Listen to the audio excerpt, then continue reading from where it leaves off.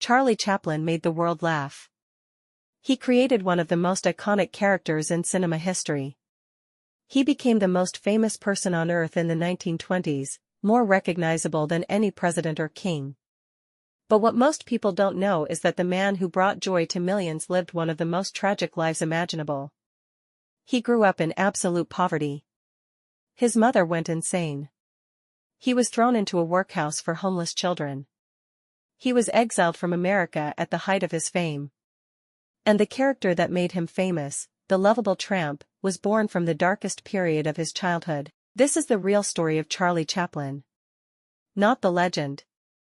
The truth about a man who turned his suffering into laughter and paid a terrible price for it. Charles Spencer Chaplin was born on April 16, 1889, in London, England. His parents were music hall performers, poor, struggling entertainers who barely made enough to survive. His father was an alcoholic who abandoned the family when Charlie was 3. His mother, Hannah, tried to raise Charlie and his half-brother Sidney alone. She performed in music halls, sang on street corners, did anything to keep them fed. But Hannah's voice began to fail. She couldn't perform anymore. The money stopped. They couldn't pay rent. When Charlie was 5 years old, he, his brother, and his mother were evicted from their apartment. They became homeless. What happened next traumatized Charlie for the rest of his life. Hannah had a mental breakdown. The stress, the poverty, the malnutrition, it destroyed her mind. She began having hallucinations, violent episodes, talking to people who weren't there. The authorities took her away to a mental asylum. Charlie and Sidney were sent to a workhouse for homeless children, essentially a prison for poor kids. They were separated. Charlie was 7 years old. The workhouse was a nightmare. Children were beaten for the smallest infractions. They slept in crowded rooms infested with lice. They ate watery porridge and moldy bread. Many didn't survive. Charlie later wrote in his autobiography, "The workhouse was the first time I felt utterly abandoned. My mother was gone. My brother was gone. I was alone." He stayed there for 2 years before his mother was released from the asylum. But Hannah was never the same. She would spend the rest of her life going in and out of mental institutions. At 9 years old, Charlie Chaplin was effectively raising himself on the streets of London. He shined shoes. He sold newspapers. He did whatever he could to survive. And he watched. He watched how people moved. How they walked. How they reacted when things went wrong. He absorbed everything, the comedy and tragedy of everyday life. That became his genius. Charlie Chaplin learned to perform by studying the street. At 14, Charlie got his first real break. He joined a traveling theater company as a performer. He was naturally talented. Physical comedy came easy to him because he'd spent his childhood observing human behavior. By his early 20s, Charlie was performing with a prestigious comedy troupe called the Carno Company. They toured England and eventually America. In 1913, during a tour in New York, a film producer named Mack Sennett saw Charlie perform. Sennett was making short comedy films for a studio called Keystone. He offered Charlie a contract, $150 per week to appear in movies. Charlie had never been in a film before. But he said yes. It changed everything. His first films were chaotic, improvised comedies. But Charlie quickly realized that film was different from theater. On stage, you performed for the back row. On camera, you could be subtle, expressive, show emotion without words. In 1914, Charlie created a character for a film called Kid Auto Races at Venice. He put on baggy pants, a tight jacket, oversized shoes, a bowler hat, and a small mustache. He walked with a waddle, twirled a cane, and moved with graceful clumsiness. The Tramp was born. And audiences fell in love instantly. Within 2 years, Charlie Chaplin was the most famous actor in the world. His films made millions. His face was on every magazine cover. People would recognize him anywhere. But here's the dark truth, the Tramp, that lovable, optimistic, resilient character, was Charlie's childhood. The baggy clothes were what poor children wore when they couldn't afford proper-fitting clothes. The cane and bowler hat were symbols of dignity that homeless men would cling to. The tramp was always hungry, always struggling, always trying to maintain pride in a world that wanted to crush him. Charlie Chaplin was performing his trauma, making people laugh at the same suffering that had nearly destroyed him. By the 1920s, Charlie wasn't just famous, he was powerful. He co-founded United Artists with Mary Pickford, Douglas Fairbanks, and D.W. Griffith, giving himself complete creative control over his films. He made masterpieces: The Kid, 1921, The Gold Rush, 1925, City Lights, 1931, Modern Times, 1936. Films that were funny and heartbreaking at the same time. Films that showed poverty, injustice, and human struggle, but always with hope. Critics called him a genius. And he was. But genius came with a cost. Charlie was a perfectionist who would shoot scenes hundreds of times until they were perfect. He was controlling, difficult to work with, obsessed with every detail. His sets were tense, stressful places. His personal life was a disaster. He married 4 times. His first 3 marriages ended badly. 2 wives were teenagers when he married them, which even in that era raised eyebrows. His relationships were characterized by control, jealousy, and eventual collapse. He had 11 children but was often a distant, demanding father. He expected perfection from his children the way he expected it from himself and his actors. And there was something else, something darker.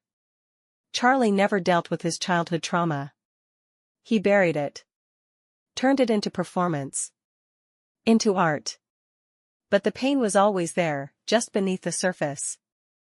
In his later films, especially Limelight, 1952, you can see it. The melancholy. The sense of loss. The knowledge that laughter is just a mask for sadness. In the 1940s, Charlie made a film that would change his life forever, The Great Dictator, 1940. It was a satire of Adolf Hitler and fascism, made at a time when America wasn't yet involved in World War II. The film ended with Charlie breaking character and delivering a 6-minute speech directly to the camera, calling for peace, democracy, and human kindness. It was powerful. Moving. And it made certain people very uncomfortable. After the war, during the Red Scare and McCarthyism, the FBI began investigating Charlie Chaplin. Why? Because his films showed sympathy for the poor and criticized capitalism. Because he'd never become an American citizen despite living in America for 40 years. Because he'd been critical of American politics. FBI Director J. Edgar Hoover personally ordered surveillance on Charlie. The FBI built a 2,000-page file on him, looking for any evidence they could use to destroy him. They investigated his marriages, his finances, his political statements, his friends. They pressured studios to stop distributing his films. They leaked damaging information to the press. In 1952, Charlie left America to attend the premiere of Limelight in London. While his ship was in the Atlantic Ocean, the U.S. Attorney General revoked his re-entry permit. Charlie Chaplin was banned from returning to America. The man who had entertained millions of Americans, who had lived in Hollywood for nearly 40 years, who had made America's film industry what it was exiled. He was devastated. He settled in Switzerland with his 4th wife, Una O'Neill, who he'd married when she was 18 and he was 54. They had 8 children together and, surprisingly, the marriage lasted until his death. Charlie wouldn't return to America for 20 years. In 1972, he came back briefly to accept an honorary Academy Award. He received a 12-minute standing ovation, the longest in Oscar history. He was 83 years old, frail, barely able to speak. The applause was Hollywood's way of apologizing for what had been done to him. Charlie Chaplin spent his final years in Switzerland, mostly in retirement. His health declined. He made one last film, A Countess from Hong Kong, 1967, but it was poorly received. The world had moved on. Silent comedy was ancient history. But something interesting happened. New generations discovered his films. Young people in the 1960s and 70s watching Modern Times and the Gold Rush realized these weren't just old movies. They were timeless. The comedy worked. The emotion worked. Charlie Chaplin's films were still relevant decades later.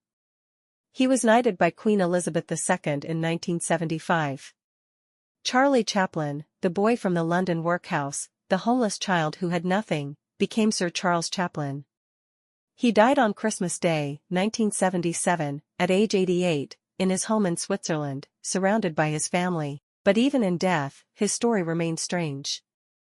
3 months after his burial, grave robbers stole his coffin, hoping to ransom it back to his family. The police eventually found it buried in a field.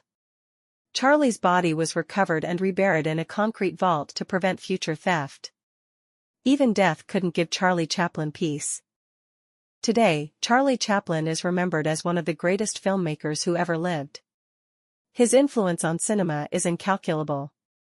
Physical comedy, silent storytelling, blending humor with pathos, he created the template that filmmakers still follow. But his legacy is complicated. His relationships with teenage girls remain disturbing, even by the standards of his era. His controlling behavior toward his wives and children left wounds that some of his family members carried for life. His refusal to deal with his trauma meant he often inflicted pain on those closest to him, yet his films remain beautiful. Moving. Timeless. Because Charlie Chaplin understood something fundamental about human nature, we laugh and cry for the same reasons. Both come from vulnerability, from recognizing ourselves and others' struggles. The Tramp, that character who made the world laugh, was Charlie's way of saying, I see you. I know what it's like to be forgotten, to be hungry, to be alone. But we keep going anyway. We maintain our dignity. We find joy even in suffering. That message resonated with millions during the Great Depression. It resonates today. Charlie Chaplin turned his pain into art. His abandonment into empathy. His suffering into laughter. But he never healed. Not really. He spent his entire life performing, for cameras, for audiences, even for his own family. The real Charlie Chaplin, the wounded child from the London workhouse, never got to rest. There's a scene in Charlie Chaplin's film City Lights where the tramp, who has just saved a blind flower girl and restored her sight, walks away. She can finally see him clearly for the first time. She realizes the man who helped her isn't wealthy or sophisticated, just a poor tramp in ragged clothes. She asks, "You?" The tramp nods, smiling nervously, vulnerable in a way he's never been before. It's one of the most moving moments in cinema history. Because it's the moment the mask comes off. The moment the performance ends. The moment we see the real person beneath the character. That was Charlie Chaplin's genius and his tragedy. He could make us see the humanity in everyone, the dignity in poverty, the courage in vulnerability, the joy in simple moments. But he could never fully see it in himself. He remained the abandoned child. The boy in the workhouse. The performer who learned that love had to be earned through entertaining others. Charlie Chaplin gave the world laughter. Gave us beauty. Gave us art that will outlive all of us. But he never got back what he really needed, a childhood. A sense of safety. The feeling that he was loved for who he was, not what he could do. That's the real story of Charlie Chaplin. Not a hero. Not a saint. Just a wounded human being who turned his pain into something beautiful and shared it with the world, and maybe that's enough. Maybe that's more than enough.